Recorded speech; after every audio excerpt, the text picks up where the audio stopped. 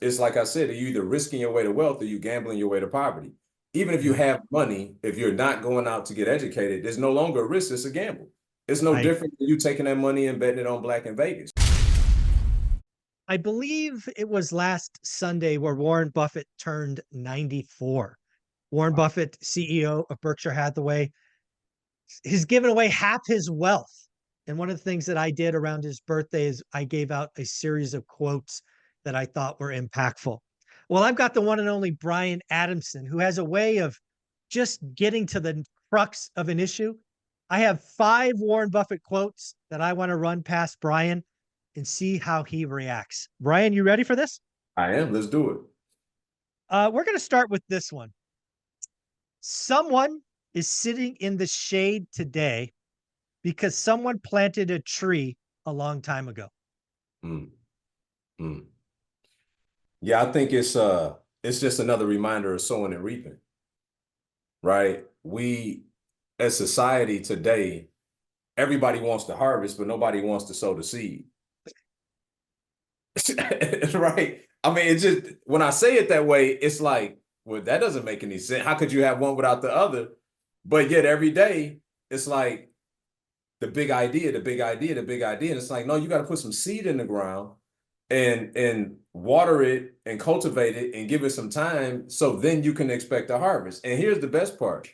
There's a scripture in Ecclesiastes, arguably the wisest, wealthiest man in the Bible, King Solomon, that says to sow your seed in the morning and get busy by afternoon, for you do not know which one of those things you shall profit from. Ooh. So another problem with people, if they do sow a seed, it's similar to like renovating a property and you paint the walls and you sit there and watch the paint dry. It's like, no, go do something else in the property, right? So sow your seed in the morning, get busy by afternoon, for you not know which one of those things you'll profit from. And so I just think that quote is synonymous with sowing and reaping. Folks can only benefit from the harvest if somebody was bold enough to put the seed in the ground.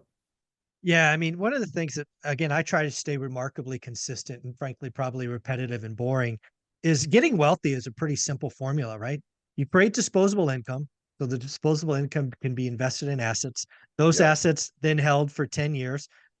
You're great to get wealthy. Most people think it's 10 minutes or 10 days or 10 weeks. It's 10 years.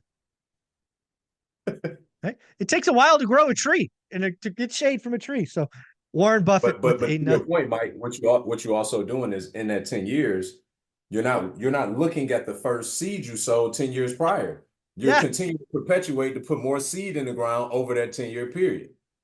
Yeah. Couldn't agree more. All right. Number 2. This is one that I remember hearing when I was 24, 25, when I was getting my MBA.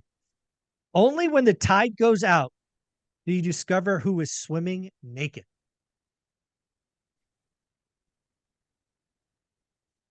It's so interesting to me how wealth principles are simple but not easy, Mhm.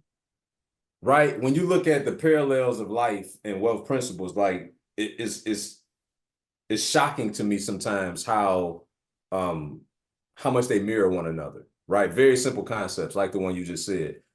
When I hear that, I think of, again, becoming the person. If you acquire enough skill along the way, even in the rough times where everybody else is essentially getting taken out of the market, that you will be able to sustain because at some point you did the right things to prepare yourself with the right equipment, with the right skill set, with the right tool set to thrive during that time and not survive. Yeah. Yeah. I'm reminded there's a book that I read when I was very young, which is often quoted, Millionaire Next Door. Actually, one of my prized possession is an autographed copy of that book from the author, Mhm. Thomas Stanley, I believe. Yep. Um, One of the first pages, might be page number 2, there's a quote that says, "Big hat, no cattle." Mhm. And when I hear that quote today, or I say it in my head, I think about all social media gurus.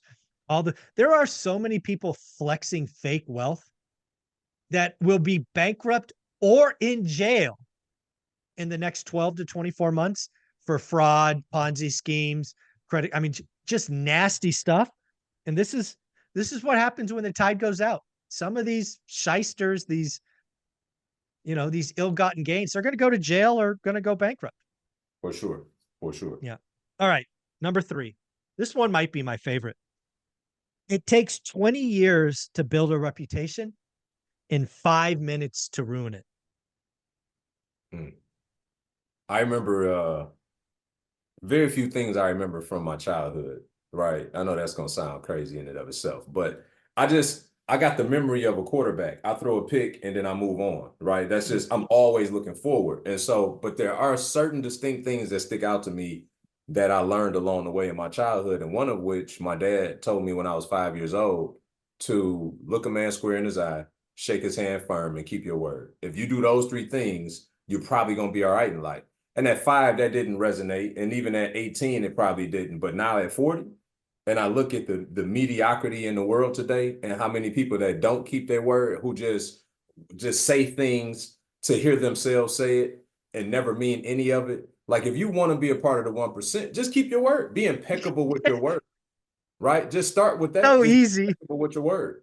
And it's such a simple idea, but it's such a difficult task for folks. And I believe if you could do that, Mike, that you can be wildly successful in the process of just keeping your word, doing the things you say you are.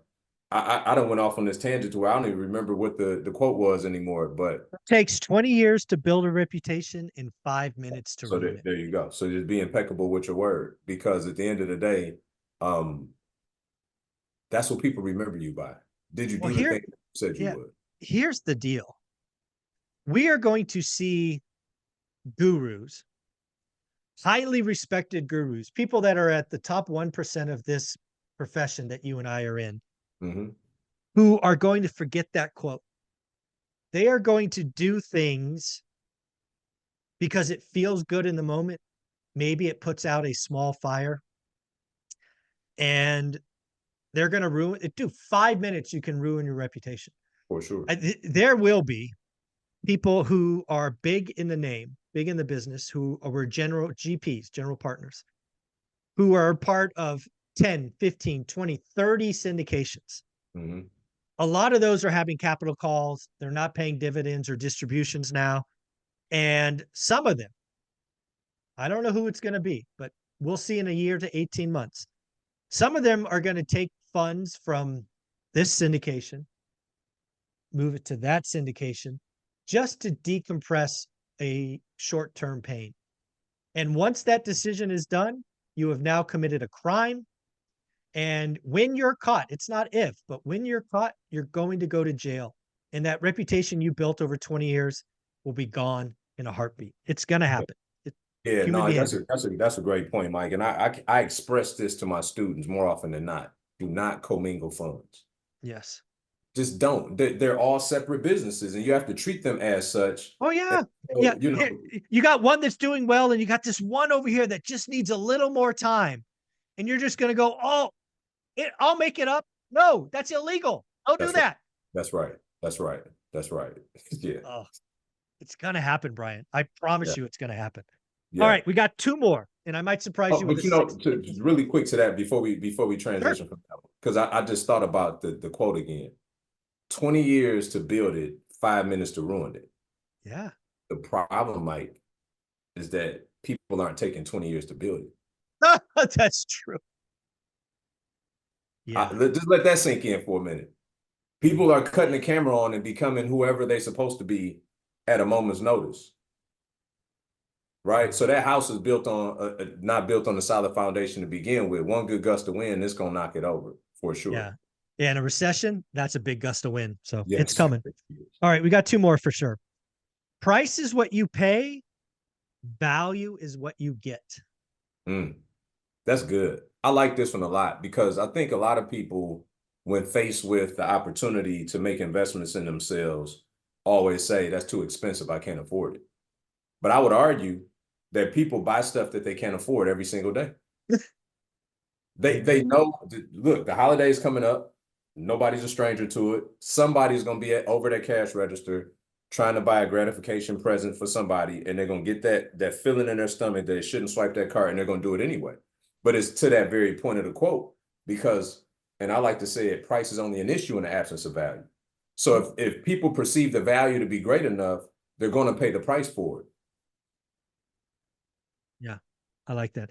Yeah, it's really funny to me because again, this quote came from when he was buying stocks. It's often applied to buying businesses now. But to Hmm. me, it's also when you know real estate, it's also very much real estate oriented. So, for example, one of the things I've told for years is I used to buy 2 bedrooms at a 2 bedroom price. I used to find a floor plan that would allow me to create a 3rd bedroom, and now I could rent it as a 3rd bedroom, Hmm. right? That's just one of dozens of examples. Price is what you pay, value is what you get. When you do the work, you can find value that other people miss, Yeah, right? It's all 100%. about value. 100%. It's so interesting because a lot of people, when they're trying to think about in business specifically, where should they price things?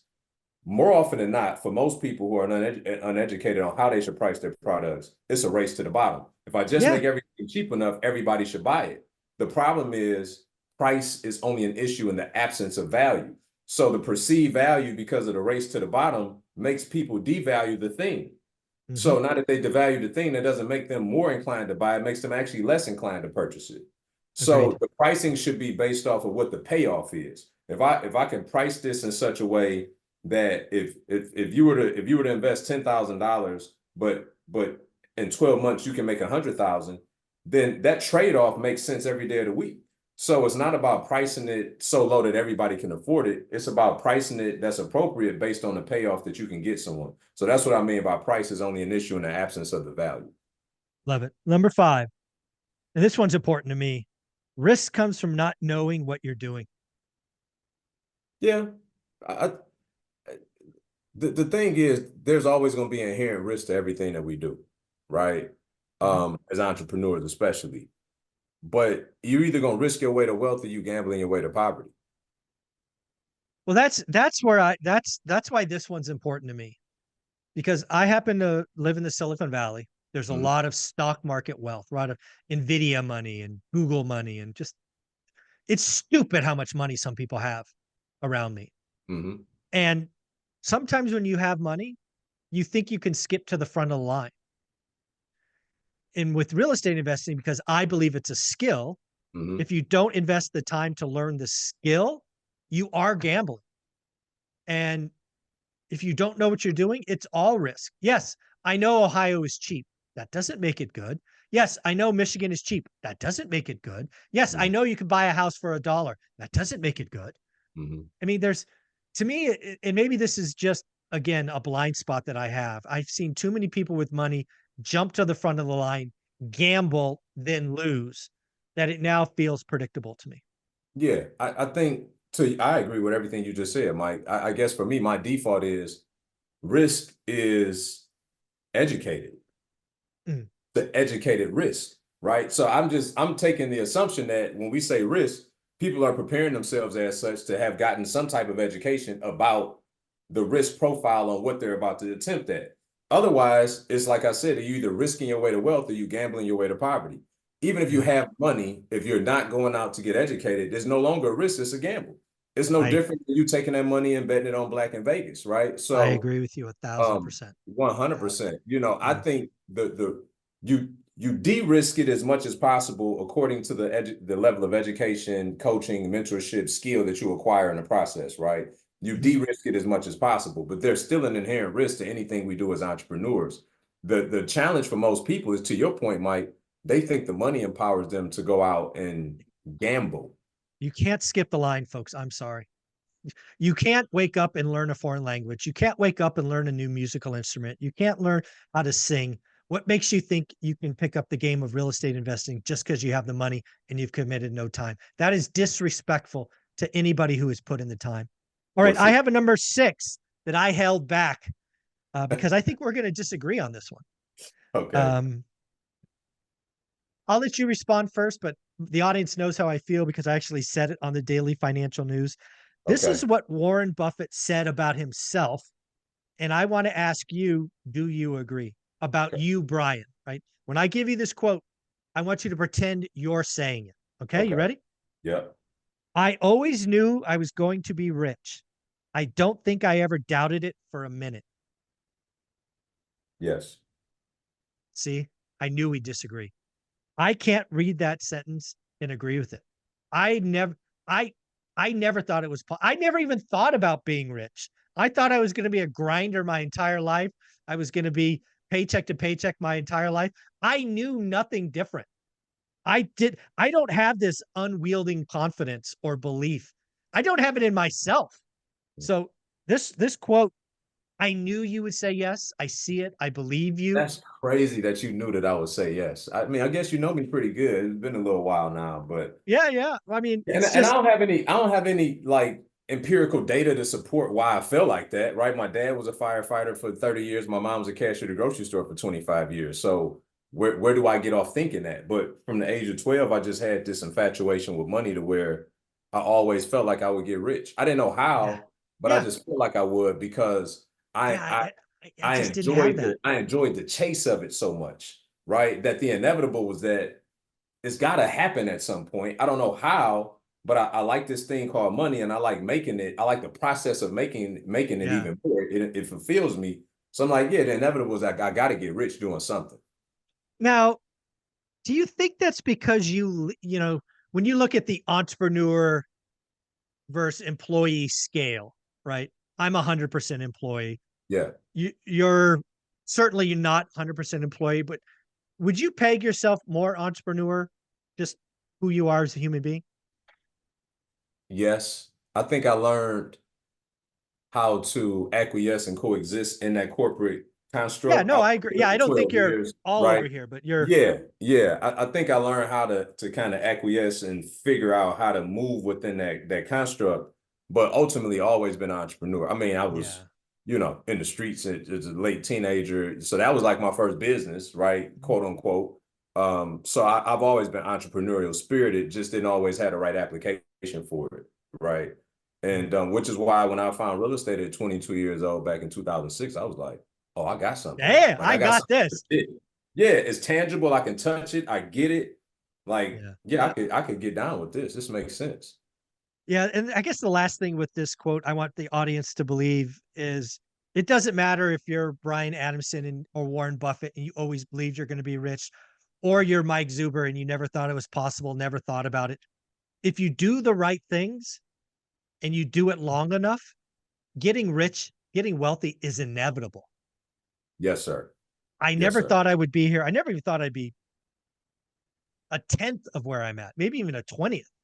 Yeah. But you do it long enough, you're consistent, you do it over a couple of decades, wealth will happen. Brian, For you're sure. amazing. This was It- so much fun for me. I Where can just people want to find you? I just want to piggyback what you just said, Mike, because this is a real time revelation for me that I hope can be helpful to everybody else. I used to think like you that grinding was the ultimate like badge of honor Yeah. or even the plaque of success, right? Now at 40, soon to be 41, a week from today, I don't believe that anymore. It just to me, the thing that perpetuates success most is who you become, not what you do. Yes.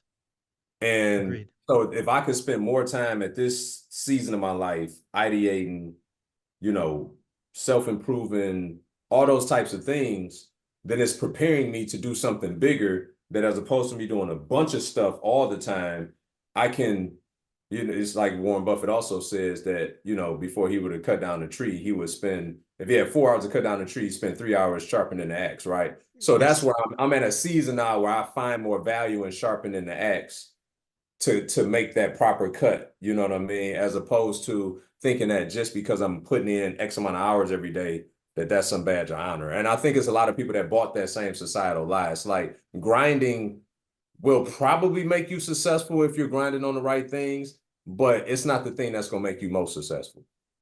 Love it. Where can they find you? Brian Adamson official on YouTube, Instagram, and everywhere else. And shout out to everybody in the ORaaT family. Love you guys. Really enjoy, the conversation that we had. Awesome. Appreciate you. Yes, sir.